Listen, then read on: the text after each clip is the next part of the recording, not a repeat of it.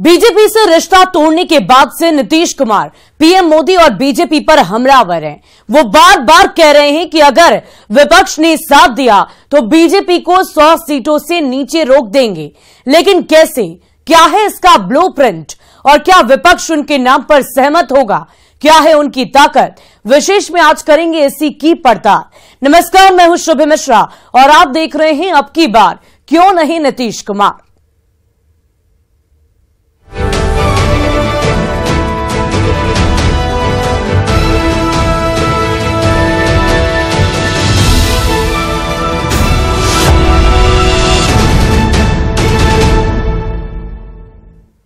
नीतीश कुमार की छवि बिल्कुल बेदाग है। नीतीश कुमार का जीवन है निष्कलंक। नीतीश कुमार का चेहरा है भरोसेमंद। नीतीश कुमार की कार्यशैली बिल्कुल बेजोड़ है और नीतीश कुमार महिलाओं में लोकप्रिय हैं। नीतीश कुमार का निश्चय मजबूत है।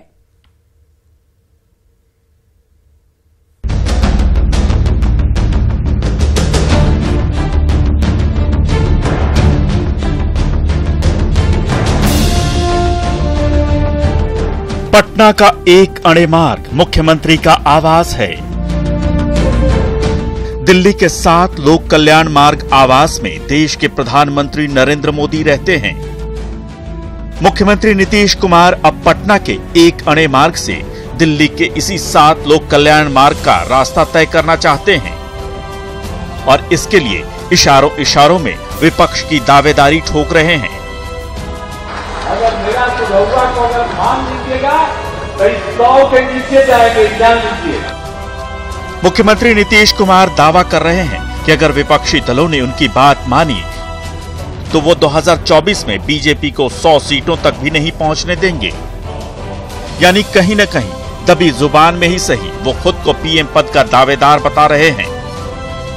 18 फरवरी को भाकपा माले के अधिवेशन में सीएम नीतीश कुमार ने दावा किया कि वो 2024 के नेतृत्व के लिए फैसला ले चुके हैं। इसके बाद उन्होंने गेंद कांग्रेस के पाले में डाल दी।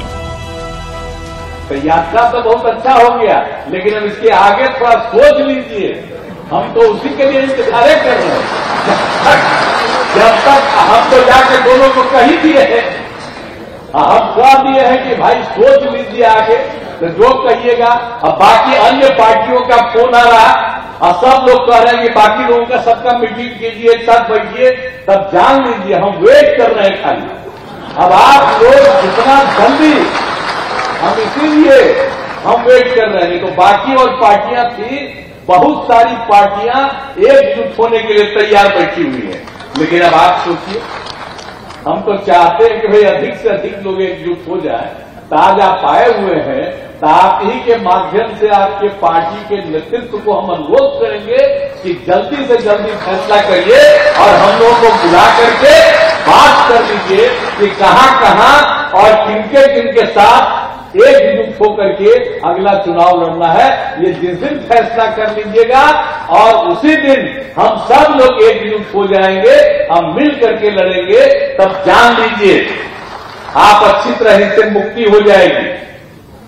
और अगर आप लोग ठीक से सोच करके चलिएगा, जो हम कह रहे हैं शुरू से, हम इंतजार कर रहे हैं। अगर मेरा सुझाव को अगर मान लीजिएगा तो 100 के नीचे जाएंगे, जान लीजिए। इससे पहले कई बार उनकी पार्टी की तरफ से उन्हें 2024 में विपक्ष का पीएम पद का दावेदार बताया जाता रहा है। लेकिन ये पहला मौका है जब सीएम नीतीश ने खुद विपक्ष का नेतृत्व करने को लेकर खुलकर संकेत दिए। इस अधिवेशन में नीतीश कुमार ने हुंकार भरते हुए कहा कि अगर कांग्रेस और पूरा विपक्ष साथ मिलकर लड़ा तो बीजेपी 100 सीटों के नीचे ही सिमट जाएगी। इसके लिए उन्होंने कांग्रेस नेतृत्व को जल्द से जल्द फैसला लेने के लिए कहा। इसी के साथ आरजेडी नेता और डिप्टी सीएम तेजस्वी यादव ने भी विपक्षी एकता को लेकर कांग्रेस को जल्द से जल्द फैसला करने की नसीहत दे डाली। मोदी की बात मत करो, मुद्दे की बात करो। देश में मुद्दा क्या है? बेरोजगारी, महंगाई, किसानों की समस्या है, मजदूरों की समस्या है, गरीबी है, लाचारी है, देश की आर्थिक स्थिति वो बिगड़ रही है, चीन से खतरा है। सभी लोगों को एक होकर के एक रोडमैप तैयार करना पड़ेगा, एक स्ट्रैटेजी तैयार करना पड़ेगा, तभी हम जाकर के जो है लड़ाई लड़ सकते हैं। और यही चर्चा लगातार माननीय मुख्यमंत्री जी ने अपने भाषण में भी किया। इसी अधिवेशन में कांग्रेस नेता और पूर्व केंद्रीय मंत्री सलमान खुर्शीद भी मौजूद थे। उन्होंने मजाकिया अंदाज में नीतीश कुमार की बातों का एक तरह से समर्थन कर दिया। सलमान खुर्शीद ने कहा कि नीतीश कुमार जो चाहेंगे वही होगा।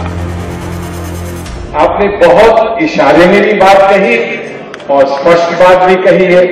मैं सिर्फ एक बात कह सकता हूं कि जितनी मुझे समझ है अपनी पार्टी में, जो आप चाहते हैं वही वहां भी सब लोग चाहते हैं। लेकिन कभी कभी प्यार में एक समस्या होती है, प्यार में समस्या होती है और तेजस्वी जी ये जानते हैं, प्यार में समस्या ये होती है कि पहले कौन कहेगा आई लव यू।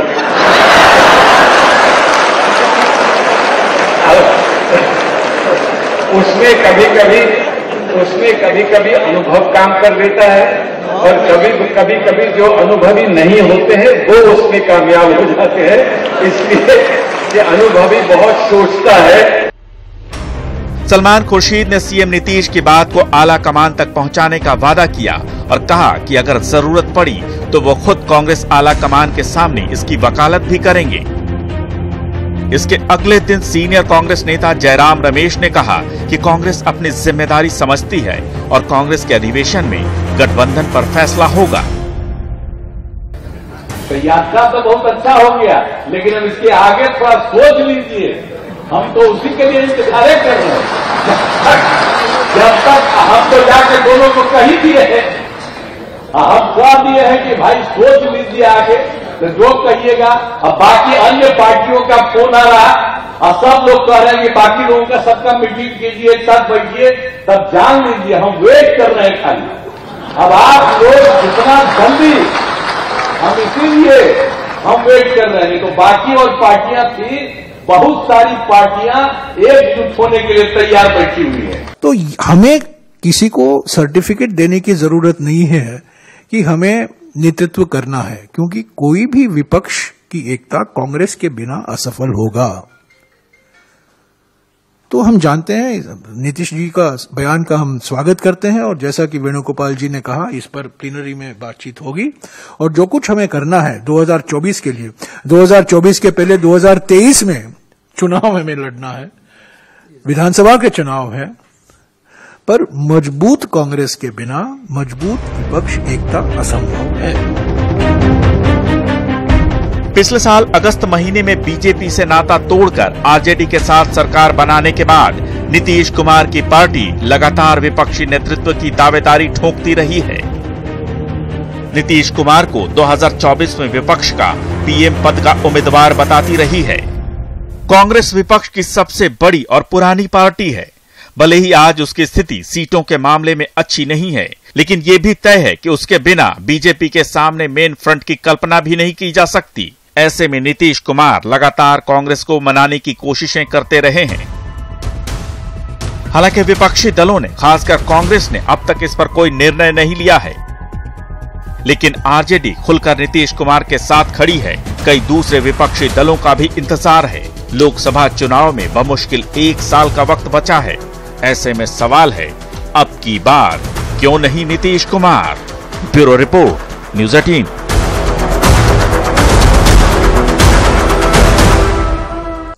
और बिहार के मुख्यमंत्री नीतीश कुमार केंद्र में बड़ी भूमिका की ख्वाहिश रखते हैं। नीतीश कुमार नरेंद्र मोदी को दिल्ली से उखाड़ फेंकना चाहते हैं।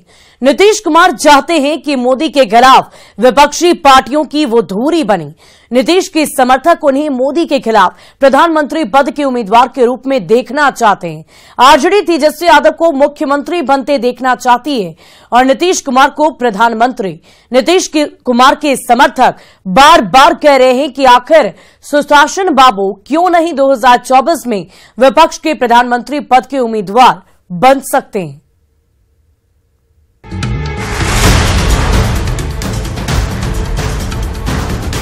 नीतीश कुमार देश की सियासत का एक ऐसा चेहरा है जिसने 8 बार बिहार के मुख्यमंत्री पद की शपथ ली। सहयोगी चाहे जो भी हो, सीएम नीतीश ही बनते रहे हैं। 8वीं बार बिहार के सीएम की कुर्सी संभालने के बाद नीतीश कुमार प्रधानमंत्री नरेंद्र मोदी को खुलकर चुनौती दे रहे हैं। नीतीश कुमार का मिशन है 2024 के लिए विपक्ष को एकजुट करना। सवाल है कि केजरीवाल, ममता बनर्जी और कई बड़े विपक्षी नेताओं के सामने नीतीश कुमार के पास वो कौन सी ताकत है जिसके दम पर वो विपक्ष को एकजुट कर सकते हैं। तो आइए इसे समझते हैं। बेदाग छवि, निष्कलंक जीवन, भरोसेमंद चेहरा, बेजोड़ कार्यशैली और महिलाओं में लोकप्रियता, ये कुछ ऐसी बातें हैं जो नीतीश कुमार को दूसरे विपक्षी नेताओं में सबसे अलग खड़ा करती हैं। बिहार ही नहीं, पूरे हिंदी पट्टी में नीतीश कुमार की पहचान है। उनके पास 17 साल से भी लंबा मुख्यमंत्री पद का अनुभव है। जातीय समीकरण में भी नीतीश फिट बैठते हैं। महिला सशक्तिकरण का काम उनकी बड़ी ताकत है। भ्रष्टाचार रहित बेदाग छवि उनकी पहचान है। नीतीश की एक और बड़ी पहचान समाजवादी नेता के रूप में है। वो प्रशासनिक सूझबूझ वाले नेता हैं। यही वजह है कि उन्हें सुशासन बाबू का तमगा दिया गया है। उनके कार्यकाल में पंचायतों में महिलाओं को आरक्षण और बालिका शिक्षा को बढ़ावा देना जैसे कार्य बड़ी उपलब्धियों के तौर पर गिना जाता है। वो देश के सबसे ज्यादा अनुभवी मुख्यमंत्रियों में से एक हैं। उनके पास बतौर मुख्यमंत्री 17 साल का लंबा अनुभव है। लोहिया, जेपी और कर्पूरी की राह पर चलने वाले नीतीश कुमार पर भ्रष्टाचार के आरोप नहीं लगे हैं। क्राइम, कम्युनलिज्म और करप्शन पर जीरो टॉलरेंस की नीति है। उन्होंने सरकारी नौकरियों में महिलाओं को 33% आरक्षण दिया। साथ ही पंचायत चुनाव में महिलाओं को 50% आरक्षण दिया। यानी वो महिला सशक्तिकरण पर बहुत जोर देते हैं। इसके अलावा नीतीश कुमार के कुछ ऐसे क्रांतिकारी काम हैं जो उन्हें अलग पहचान दिलाते हैं। इनमें सड़कों का कायाकल्प, शराबबंदी, हर घर नल जल योजना, जल जीवन हरियाली, महिला सशक्तिकरण और पर्यटन स्थल विकास उनके बड़े कदम हैं जो बतौर मुख्यमंत्री एक नजीर हैं। ये सब वो बातें हैं जो पीएम पद के लिए नीतीश कुमार को प्रबल दावेदार बनाती हैं। Bureau report, news 18।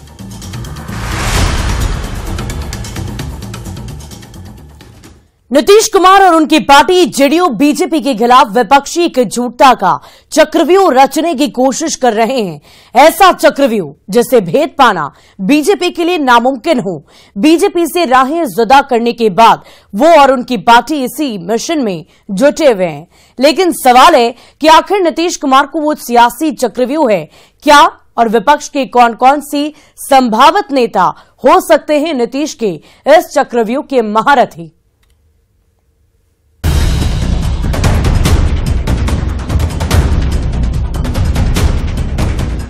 25 फरवरी को पूर्णिया में महारैली के जरिए महागठबंधन 2024 लोकसभा चुनाव का शंखनाद करने जा रहा है। इस महारैली के जरिए जेडीयू सीएम नीतीश कुमार को प्रधानमंत्री पद के दावेदार के रूप में पेश करेगा। नीतीश कुमार के पक्ष में जो सबसे बड़ी बात है वो ये कि उन्हें महागठबंधन के दो बड़े दलों का समर्थन हासिल है। आरजेडी पूरी तरह से खुलकर सीएम नीतीश कुमार के लिए लॉबिंग कर रहा है। आदरणीय मुख्यमंत्री श्री नीतीश कुमार जी देश के बेहतर प्रधानमंत्री पद के उम्मीदवार हो सकते हैं। जो आदरणीय नीतीश कुमार जी में जो क्षमता है, जो योग्यता है, जो संसदीय जीवन का अनुभव है, उसका लाभ देश को मिलेगा। हर बिहारी चाहता है कि आदरणीय नीतीश कुमार जी प्रधानमंत्री बने। देखिए, सभी पार्टी के कार्यकर्ताओं की इच्छा होती है कि उनके नेता बड़े पद पर जाएं, मुख्यमंत्री बने, प्रधानमंत्री बने। जदयू के कार्यकर्ताओं की इच्छा है कि नीतीश जी बने। हम कांग्रेसी बस एक ही नाम जानते हैं और वो नाम है राहुल गांधी। हमारी प्रबल इच्छा है, हमारी भावना है कि राहुल गांधी जी प्रधानमंत्री बने। दिलचस्प बात यह है कि पूर्णिया की इस रैली में मंच पर कांग्रेस के वो तमाम नेता मौजूद होंगे जो कांग्रेस सांसद राहुल गांधी को पीएम पद का उम्मीदवार बता रहे हैं। आरजेडी के उलट बीजेपी और दूसरे विपक्षी नीतीश कुमार और उनकी दावेदारी को सिरे से खारिज कर रहे हैं। देखिए, किसी को बोलने से रोका नहीं जा सकता है। केजरीवाल जी के लोग कहते हैं वो भी गेम चेंजर हैं। केसीआर आए थे पटना नीतीश कुमार को समझाने कि मैं हूं गेम चेंजर, और नीतीश कुमार समझा रहे थे उनको कि मैं हूं गेम चेंजर। तो मुंडे मुंडे मती भिन्न है। देश में प्रधानमंत्री का पद खाली नहीं है। बहुत वरिष्ठ तक एजा कांग्रेस के वोट दियात रहे, फिर आदमी कांग्रेस के हटाइल। बहुत बिहार में हल्ला चलल, भाई गरीब के लड़का लालू यादव के बनाव, तो लालू जी के भी शासन चलल और बिहार पीछे रसातल में चल गई। फिर आदमी कहल कि इनका के हटाओ, पढ़ल लिखल आदमी नीतीश कुमार के ले आओ। तो नीतीशो कुमार के रवा देखे नहीं, थोड़ा सा दिया टिमटिमाइल, 5 वर्ष के बाद उनको अनारे बा। विरोध के बावजूद नीतीश कुमार 2024 की तैयारी में जोर शोर से लगे हैं। इस मिशन में वो बीजेपी के खिलाफ विपक्षी एकजुटता का ऐसा चक्रव्यूह रचने की कोशिश कर रहे हैं जो अकाट्य हो, जिसमें फंसकर बीजेपी बेदम हो जाए और पीएम मोदी का सियासी दम फूल जाए। तो सवाल उठता है कि आखिर नीतीश कुमार का 2024 का चक्रव्यूह है क्या? आइए इसे समझते हैं। ये इतना बजाते रहते हैं जैसे लगता है कि बहुत भारी बहुमत है। अरे कितना बहुमत है भैया? 303 का ना बहुमत है, तो 303 में 272 चाहिए, तो 31 को ना ज्यादा है। तो बिहार में 17 और 6 23 है, 23 साफ हो जाइएगा, तो 8 को ना घटना है। मध्य प्रदेश में सबका सब है, राजस्थान में सबका सब है, तो घटवे न करिएगा कि रबड़ है तो उसको बढ़ा दीजिएगा। अरे जितना सीखवा उतने ना, तो उसमें से 2 गो 4 गो हर राज्य में घटिएगा, तो आपका 2024 भाजपा मुक्त देश बनेगा, भाजपा मुक्त। दरअसल कुछ दिनों पहले नीतीश कुमार के सिपहसालार ने खुद इस चक्रव्यूह का खुलासा किया था। जेडीयू के राष्ट्रीय अध्यक्ष और नीतीश कुमार के करीबी ललन सिंह का दावा है कि बीजेपी का 303 का गणित 272 से महज 31 ही ज्यादा है, इसलिए नीतीश का फोकस जादुई आंकड़े के इस 31 के मार्जिन को कम करने पर है। पर यह होगा कैसे? या तो इसके लिए देशव्यापी थर्ड फ्रंट बनाया जाए या मेन फ्रंट, जिसके जरिए राज्यों में अगर 2-2 या 4-4 सीटें भी कम हो जाएं, तो तीर निशाने पर जा लगेगा। लेकिन इसमें समस्या ये है कि देश में थर्ड फ्रंट की राजनीति अब तक बेअसर ही रही है और कांग्रेस के बिना मेन फ्रंट की कल्पना नहीं की जा सकती। राजनीति के पंडित और नीतीश कुमार की राजनीति को करीब से जानने समझने वाले ये मानते हैं कि नीतीश कांग्रेस के साथ मिलकर मेन फ्रंट की तैयारी में हैं।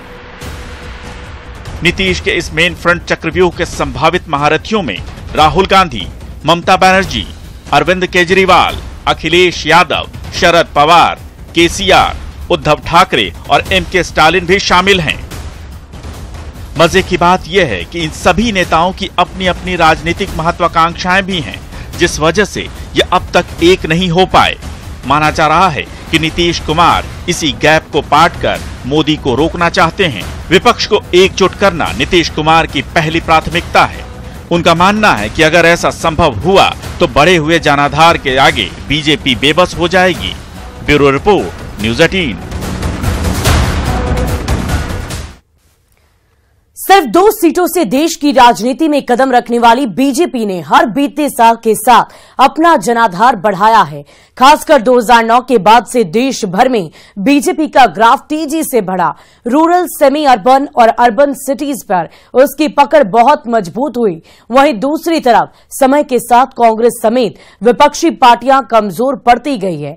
सवाल है कि आखिर किस आधार पर नीतीश कुमार और विपक्ष बीजेपी को ललकार रहा है।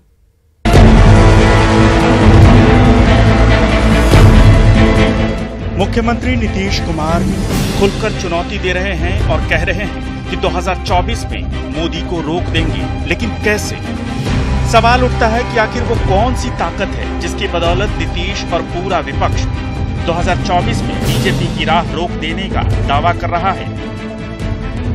अब जरा लोकसभा सीटों का गणित समझिए और जानिए कि बीजेपी और विपक्ष कहां टिकता है। सबसे पहले बात करते हैं देश के ग्रामीण क्षेत्रों की, जहां हर चुनाव के साथ बीजेपी मजबूत होती चली गई है।